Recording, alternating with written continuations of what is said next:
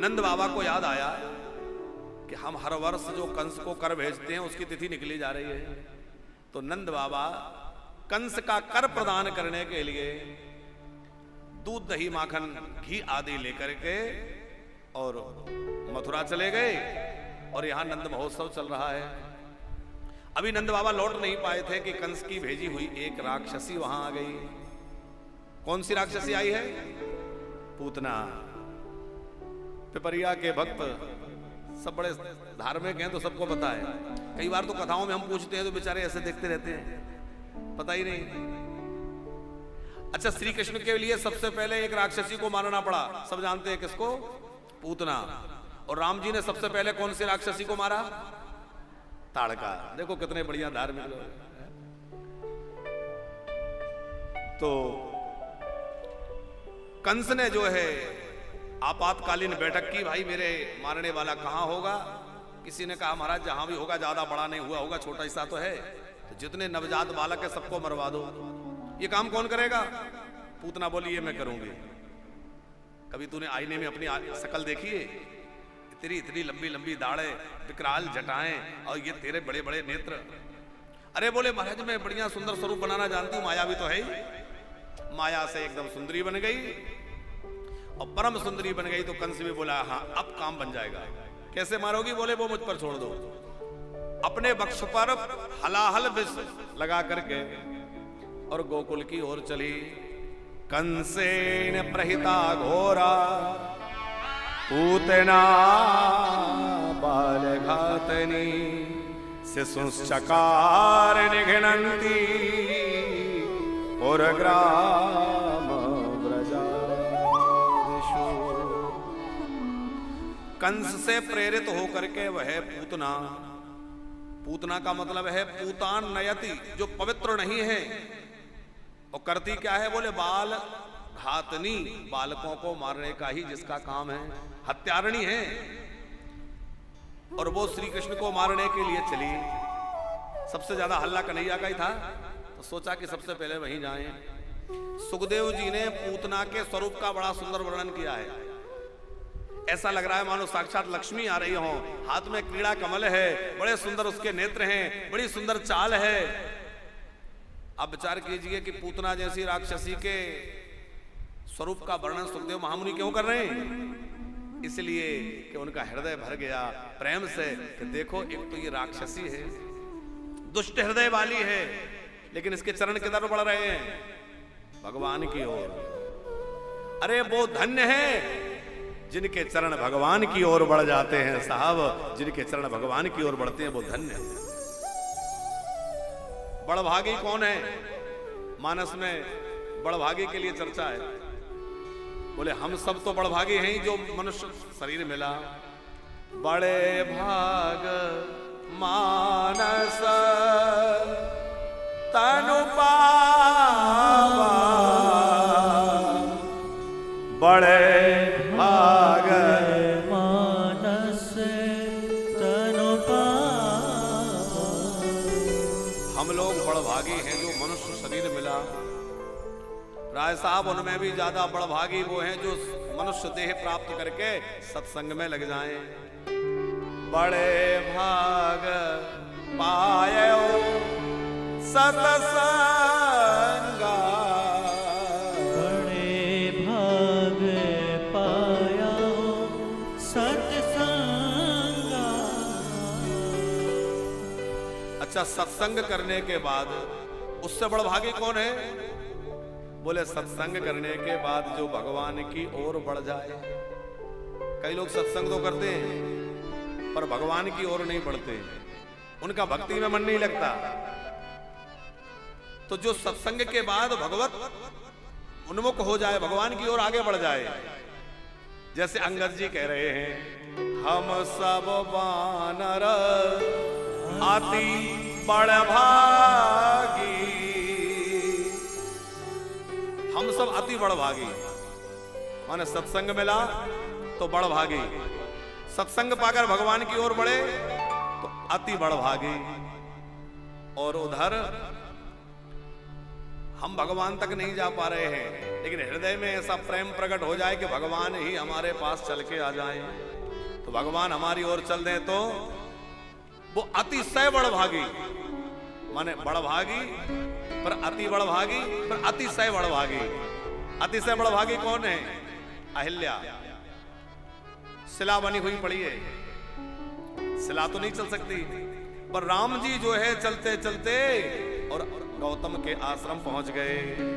इसलिए हमारे गोस्वामी जी कहते हैं अतिशय बड़भागी चरणन लागे, अतिशय बड़भागी चरणन लागे, जोगल नयन जल धार बहे, जुगल नयन जल धार बहे, अतिशय बड़भागी चरणन लागे, सय बड़भागे चरणन लागे, सय बड़भागी चरणन लागे, सय बड़भागे चरणन लागे।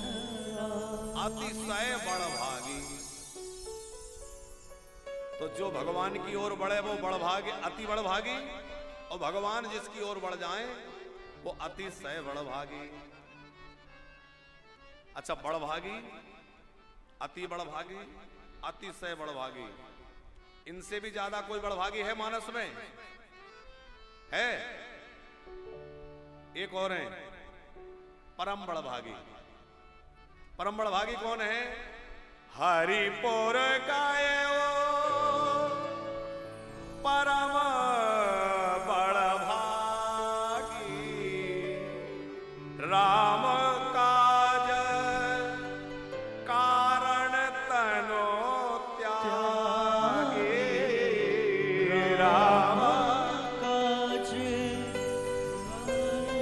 बन त्यागी, वो है गीधराज जटायु। हरिपुर गायो परम बड़भागी, बोले जो भगवत कार्य के लिए अपना जीवन समर्पित कर दे वो परम बड़भागी है, उससे ज्यादा बड़भागी कोई नहीं हो सकता।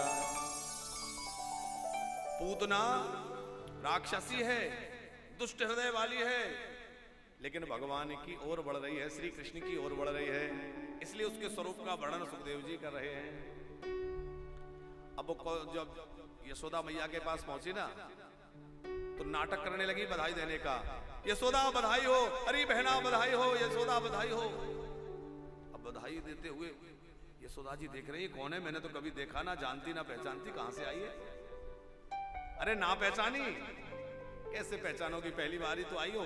अरे मथुरा रहती हूँ, ब्राह्मणी हूँ, मुझे ऋषियों का वरदान है, जिस बच्चे को दूध पिला देती हूँ वो दीर्घायु हो जाता है, निरोगी हो जाता है, पर उसको रोग नहीं सताता। मैंने सुना तुम्हारे यहाँ लाला हुआ है, मुझसे रहा नहीं गया, मुझे लगा तुम्हारे लाला को आशीर्वाद दे आऊं। कहाँ है लाला? यशोदा जी ने कहा बड़ी कृपा करी आपने, देखो वो लाला पालने में सोया हुआ है, जाकर आशीर्वाद दे दो। अब यशोदा मैया साथ चली, लेकिन कुछ गोपियों से मिलने में लग गई, तब तक पूतना को अवसर मिल गया और देखा तो बाल कृष्ण जो है पालना में सोए हुए हैं। और जैसे ही श्री कृष्ण ने देखा कि अरे मौसी जी आ रही हैं, तो दोनों आंख बंद कर ली। छोटे से कन्हैया ने आंख बंद कर ली। आंख क्यों बंद कर ली? क्या डर गए? बोले डर नहीं सकते, उनके डर से तो काल भी डरता है, इससे क्या डरेंगे, इसलिए आंख बंद कर ली होगी। मैं तो सोच रहा था खूब बढ़िया माखन मिश्री खाऊंगा, गोकुल में जा रहा हूं, ना माखन खाया ना मिश्री चखी, ये जहर पिलाने आ गई। अब जहर का अभ्यास तो है नहीं, तो कड़वा होता है, पर आंख बंद क्यों कर ली? तो भोले बाबा को बुला रहे होंगे, बाबा आप आ जाओ, क्योंकि जहर पीने का आपको बढ़िया अभ्यास है, आप जहर पी लेना, दूध में पी लूंगा। तो शायद आंख बंद करके शिव जी को बुला रहे होंगे। एक संत बोले नहीं नहीं ये बात नहीं है, तो बोले इसलिए नेत्र बंद किए होंगे। श्री कृष्ण सोच रहे होंगे ये राक्षसी है और मेरे पास आ रही है, तो इसने ऐसा कौन सा शुभ कर्म किया है कि जो आज मेरे तक आ गई। तो मानो आंख बंद करके इसके पिछले जन्मों को देख रहे होंगे कि कौन से जन्म में इसने कोई अच्छा काम किया है जो मेरे तक आ गई। पिछले जन्म में राजा बलि की बेटी थी, इसका नाम था रत्नमाला। और जब भगवान वामन बन के बलि के पास पहुंचे तो वामन भगवान के रूप को देख करके लगा कितना प्यारा बालक है, मेरा बच्चा होता गोद में लेके खूब दूध पिलाती, लाड़ लड़ाती। लेकिन जैसे ही भगवान वामन से विराट बने, राजा बलि का सब कुछ हरण कर लिया, सोचने लगी कि ये बालक तो बड़ा बातों ना निकला, बातें तो बड़ी बड़ी कर रहा था, मेरे पिता को बंदी बना लिया। मेरा बस चलता तो विष देकर मार देती। तो दो तरह की भावना हो गई। भगवान ने दोनों पूरी की, वो पूतना बनी और गोद में लेके दूध भी पिलाया और जहर भी पिलाया। एक संत बोले इसलिए नेत्र बंद कर लिए होंगे, सोच रहे होंगे कि मैं हूं मायापति और ये है मायावती। अच्छा विचार करिए कि भगवान के सामने किसी की माया टिकेगी? कोई कितना ही बड़ा मायावी हो, भगवान के सामने जाएगा सारी माया समाप्त। तो भगवान की दृष्टि पड़ते इसकी माया सब समाप्त हो जाती। इसलिए श्री कृष्ण ने सोचा बढ़िया रूप बना के आइए, मैं ही अपनी आंख बंद कर लेता हूं। इसलिए नेत्र बंद कर लिए। अथवा आंख बंद करके सोच रहे होंगे कि इसको कौन सी गति प्रदान करूं, क्योंकि मेरा एक नियम है कि जो मेरी शरण में आ जाता है मैं उसके अपराध दोष नहीं देखता। अब भले ये राक्षसी है, पापन है, जैसी भी है, पर आई तो मेरे पास है, तो अब मुझे इसकी सदगति इसको देना ही होगा। तो कौन सी गति प्रदान करूं, शायद ये सोच रहे होंगे आंख बंद करके। और इसको यदि अपना धाम दे दिया तो प्रेम से मुझे दूध पिलाने वाली यशोदा मैया को क्या दूंगा। एक संत बोले नहीं, इसलिए नहीं, इसलिए आंख बंद कर ली होगी कि सोच रहे होंगे कि ये मायावी है, कपट रूप बना के आई है। और भगवान ने स्पष्ट कह रखा है, मोह कपट छल छिद्रणा। कपट मुझे अच्छा नहीं लगता। कपट रूप लेकर जो आता है भगवान उसकी ओर देखते ही नहीं है। अरे ये तो राक्षसी पूतना है। राम अवतार की एक चर्चा है राय साहब। हनुमान जी राम जी के पास जब सबसे पहले आए लीला में, तो ब्राह्मण के रूप में आए। ऋषिमुख पर्वत पर सुग्रीव के साथ थे। सुग्रीव ने कहा जाकर देखो कौन है। तो उस समय हनुमान जी ब्राह्मण का भेष बना करके आए।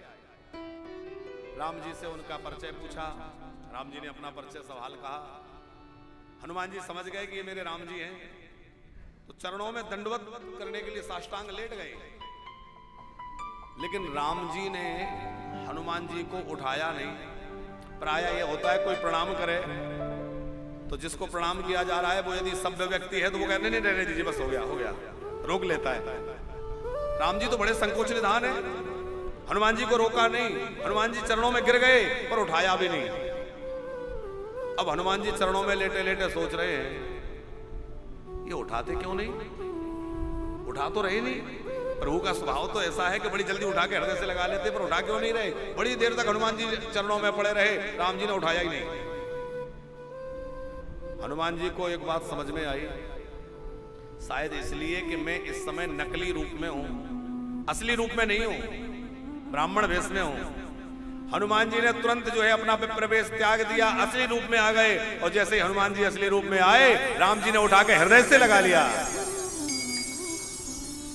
हनुमान जी समझ गए इनको बनावटीपन अच्छा नहीं लगता, जैसे हैं वैसे सामने उपस्थित हो जाओ, भगवान निश्चित ही आपको स्वीकार कर लेंगे, हृदय से लगा लेंगे। पर कपट नहीं, मोही कपट छल छिद्र न भावा।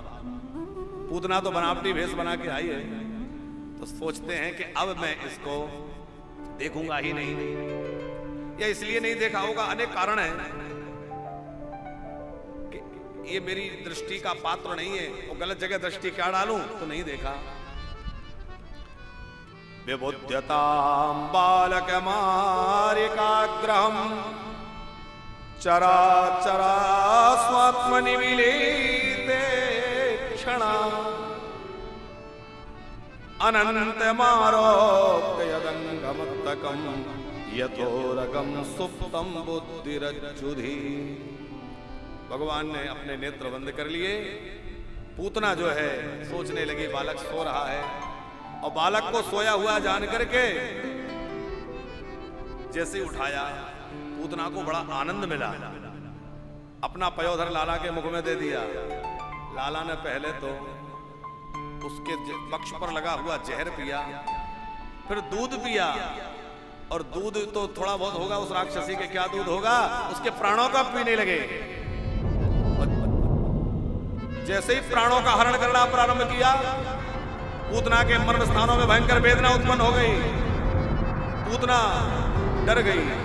अरे लाला छोड़, अरे लाला छोड़। समुंच मुंचाल में तप प्रभासनी निस्पीडमाना खिल जीव मरमणि विभ्रत नेत्रे चरणौ भुजौ मो प्रशविन्य गात्रा शिपिति रुरोदया। अरे लाला छोड़, अरे लाला छोड़, बार बार पुकारने लगी। 2 बार कहा छोड़ छोड़, माने इस लोक से और परलोक दोनों से मुझे मुक्त कर दे, कर्म बंधन से मुक्त कर दे। कन्हैया ने पूतना के सारे कर्म बंधन समाप्त कर दिए, प्राणों का आकर्षण किया और प्राणों को कन्हैया ने खींच लिया। पूतना जो है मथुरा की ओर भागने लगी।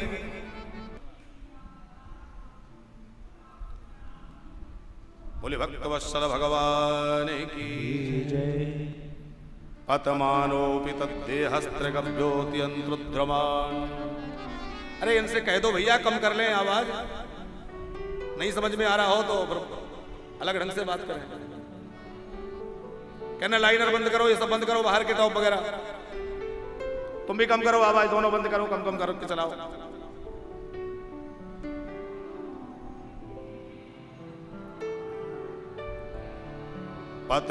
पतमानोऽपि तद्देहस्त्रगभ्योऽति अन्तरुद्रमान् चूर्णयामास राजेन्द्र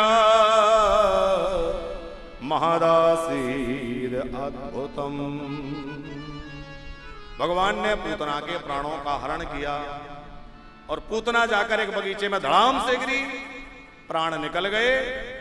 बड़ा जोर का शब्द हुआ, ब्रजवासी दौड़कर आए, क्या हुआ, देखा तो राक्षसी मरी हुई है। अब विचार करने लगे राक्षसी कहां से आई, कैसे घुसी, कैसे मरी। बोले जो हुआ सो ठीक, पर ये देखो लाला कैसे इसके पास पहुंच गया। श्री कृष्ण बालकृष्ण उसके वक्ष पर खेल रहे हैं। अब तो जैसे तैसे ब्रजवासियों ने लाला को नीचे उतारा और अब तो ब्रजवासी जो है लाला को लेकर यशोदा के पास गए। मैया यशोदा को लाला दिया है, मैया यशोदा ने अपना दूध पिलाया, लाला दूध पी रहा है, इसका मतलब स्वस्थ है। मैया ने देखा कि लाला एक राक्षसी को छू गया तो अपवित्र हो गया। तो पवित्रता कैसे हो? बोले पवित्रता के लिए जो है लाला को गौशाला में ले जाऊं। गैया मैया के पास ले गई, गौमूत्र से स्नान कराया, गोबर से स्नान कराया। गोमूत्रेण स्नापयित्वा पुनः गौरजसार्वकम् रक्षां चक्रुष्कृता द्वादशांगेषु नामभि। गौमूत्र से नहलाया, गौरज से नहलाया और उसके बाद जो है गैया की पूंछ पकड़ करके लाला को झाड़ा दिया। या एतत्पूतना मोक्षम कृष्णस्यार्भक अद्भुतम। जो इस कथा को सुनता है, पूतना मोक्ष की प्रसंग को, उसको क्या प्राप्त होता है, इसकी फलश्रुति लिखी है सुखदेव जी ने। गोविंद लभते रतिम। श्री कृष्ण के चरणों में उसको प्रेम हो जाता है जो इस पावन कथा को सुनता है। क्यों हो जाता है? बोले जब कोई सुनेगा कि पूतना जैसी राक्षसी पर भी भगवान ने कृपा कर दी, जिसका ना नाम अच्छा, ना काम अच्छा, ना स्वभाव अच्छा, ना व्यवहार अच्छा, ऐसी राक्षसी को भी उन्होंने वह धाम प्रदान कर दिया जो बड़े बड़े योगियों को प्राप्त नहीं होता। तो योगियों को जो गति नहीं मिलती वो इस राक्षसी को मिल गई। तो जो परमात्मा पूतना जैसी में अवगुण ना देखकर उसको गति प्रदान कर दिए, वो हम जैसों पर कृपा करेंगे, इसमें कोई भाई संशय नहीं है। निश्चित भगवान हम पर कृपा करेंगे।